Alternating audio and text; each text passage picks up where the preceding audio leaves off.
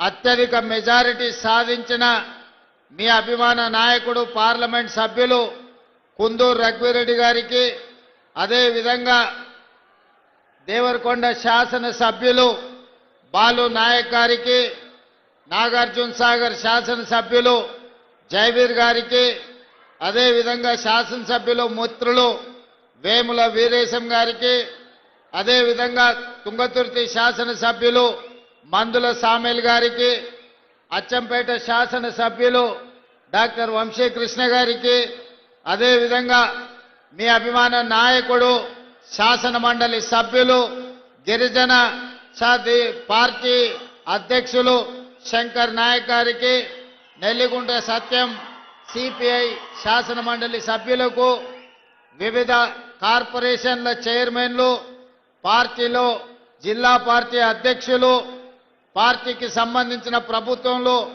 వివిధ హోదాలలో బాధ్యతలు నిర్వహిస్తున్న వేదిక మీద ఉన్న పెద్దలు, ఈనాడు ఈ ప్రజా ప్రభుత్వం ప్రగతి బాట కార్యక్రమంలో వేలాదిగా పాల్గొని ఈ మున్సిపల్ ఎన్నికల ప్రచారంలో తెలంగాణలో మనం సాధించబోతున్న విజయానికి విజయ సూచికగా వచ్చేసిన వేలాది మంది కాంగ్రెస్ పార్టీ కార్యకర్తలకు, ముఖ్యంగా ఇందిరమ్మ చీరలు ధరించి నిండు మనసుతో ఆశీర్వదించడానికి విచ్చేసిన మా ఆడబిడ్డలందరికీ కూడా మనస్ఫూర్తిగా ధన్యవాదాలు, కృతజ్ఞతలు తెలియజేస్తున్న మిత్రులారా, ఈనాడు తెలంగాణ రాష్ట్రంలో మున్సిపల్ ఎన్నికల నగారా మోగింది.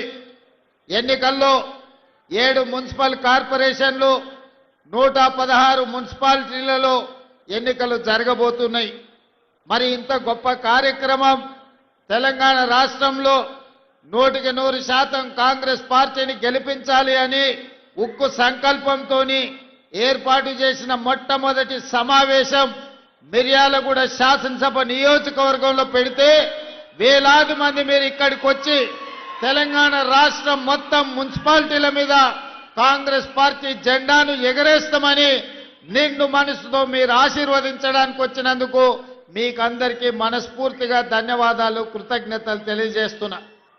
ఈనాడు ఈ సమావేశంలో మా యువమిత్రుల కంటే మా ఆడబిడ్డలు ఉత్సాహంగా పాల్గొనడాన్ని చూస్తుంటే ఈ ఎన్నికల్లో మనకు ఎదురే లేదు.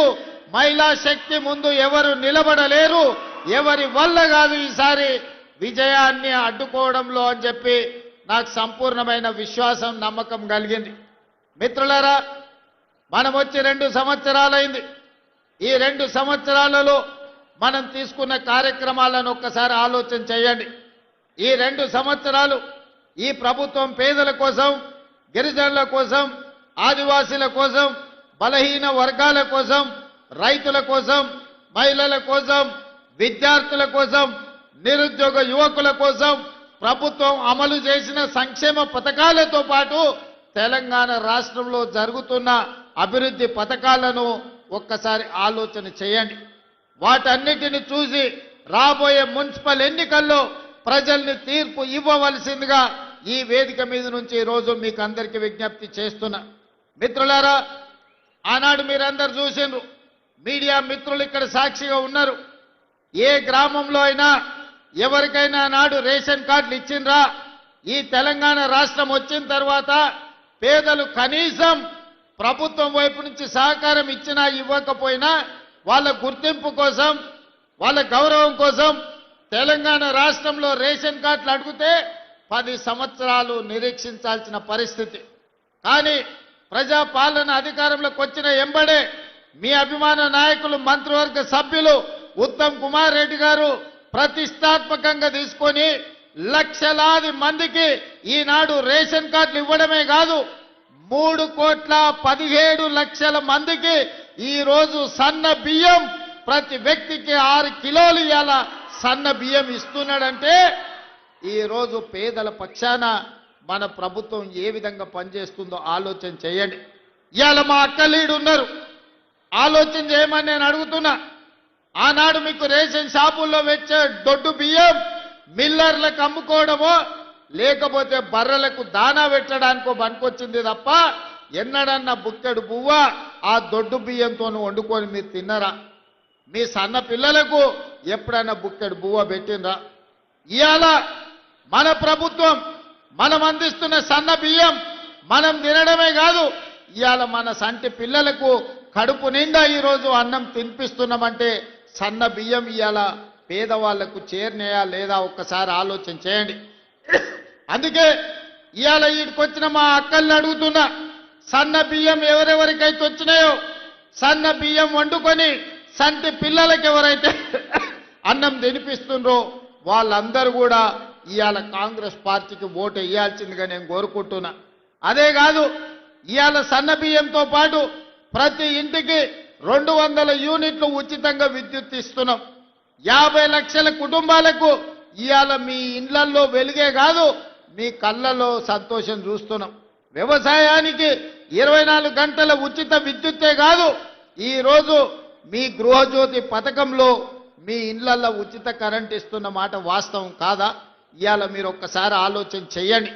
అదేవిధంగా మిర్యాలగూడ అంటేనే దక్షిణాది దేశంలోనే, భారతదేశంలోనే కాదు ఆసియా ఖండంలోనే Miryalaguda rice bowl of Telangana, అత్యధికంగా వరి ఉత్పత్తి చేసే ప్రాంతం ఆసియా ఖండంలోనే ఉందంటే ఈ మిర్యాలగూడ ప్రాంతం కాదా? మీరు ఆలోచన చేయండి. ఇవాళ అధునాతమైన మిల్లులు ఉన్నాయంటే మిర్యాలగూడ ప్రాంతంలో ప్రతి ఎకరాకు ఇవాళ మీరు వరి పండిస్తున్నారు. మరి ఆనాడు చంద్రశేఖరరావు గారు అన్నారు, మీరు వరి వేసుకుంటే ఉరి వేసుకున్నట్టే వరి వేసుకోకండి, వరి వేసుకుంటే రాష్ట్ర ప్రభుత్వం కొనదు, రాష్ట్ర ప్రభుత్వం వ్యాపారాలు చెయ్యదు, మాకు 7,000 కోట్ల రూపాయల నష్టం వచ్చింది, ఓట్లు కొనేదే లేదని ఆనాటి ముఖ్యమంత్రి గారు మాట్లాడారు. మరి ఈనాడు మన ప్రభుత్వం వచ్చిన ఎంబడే పెద్దలు ఉత్తమ్ కుమార్ రెడ్డి గారి నేతృత్వంలో మీరు వరి పండించండి, సన్న వడ్లు పండించండి, గిట్టుబాటు ధరనే కాదు 500 రూపాయలు బోనస్ కూడా ఇచ్చి వడ్లు పండిస్తాము, వడ్లు పండించండి, చివరి గింజ వరకు కొంటామని బోనస్ 500 రూపాయలు ఇస్తున్నాం. అంటే నల్గొండ మిర్యాలగూడ ప్రాంతంలో ఇవాళ రైతులు పండించే వడ్లకు గిట్టుబాటు ధరనే కాదు 500 రూపాయల బోనస్ ఇస్తున్నామంటే అత్యధికంగా లబ్ధిదారులు ఇవాళ మిర్యాలగూడ ప్రాంతంలోనే ఉన్నారన్న సంగతి ఈరోజు మీరు ఆలోచన చేయండి. అదేవిధంగా రైతు రుణమాఫీ 25,35,000 మందికి 21,000 కోట్ల రూపాయల రైతు రుణమాఫీ చేసి రైతులను అప్పుల నుంచి విముక్తి కలిగించడమే కాకుండా రైతు భరోసా కార్యక్రమంలో భాగంగా ప్రతి ఎకరాకు 6,000 రూపాయలు, 9,000 కోట్ల రూపాయలు 9 రోజుల్లోనే మీ ఖాతాలో వేయడం జరిగింది. తొందరలోనే మళ్ళా 9,000 కోట్ల రూపాయలు రైతు భరోసా కార్యక్రమంలో భాగంగా మున్సిపల్ ఎన్నికలు ముగిసిన వెంటనే మీ ఖాతాలలో రైతు భరోసా నిధులు వేసే బాధ్యత రాష్ట్ర ప్రభుత్వం తీసుకుంటుంది. మొత్తానికి ఈ 2 ఏళ్లలో వ్యవసాయం కోసం, రైతుల కోసం దాదాపుగా 1,10,000 కోట్ల రూపాయలు దేశంలోనే అత్యధికంగా ఖర్చు పెట్టిన రాష్ట్రం తెలంగాణ రాష్ట్రం. రైతు సంక్షేమం కోసం ఈ రోజు పథకాలను అమలు చేస్తున్న రాష్ట్రం తెలంగాణ రాష్ట్రం. అదేవిధంగా మా ఆడబిడ్డలు ఉన్నారు, మీరు ఆలోచన చేయండి. ప్రభుత్వం వచ్చిన ఎంబడే ఆర్టీసీ బస్సుల్లో మీకు ఉచిత ప్రయాణం ఇచ్చిన మాట వాస్తవం కాదా? ఇవాళ మా అక్కల్ని అడుగుతున్నా, మీ అమ్మగారింటికి పోయినా లేకపోతే అమ్మవారిని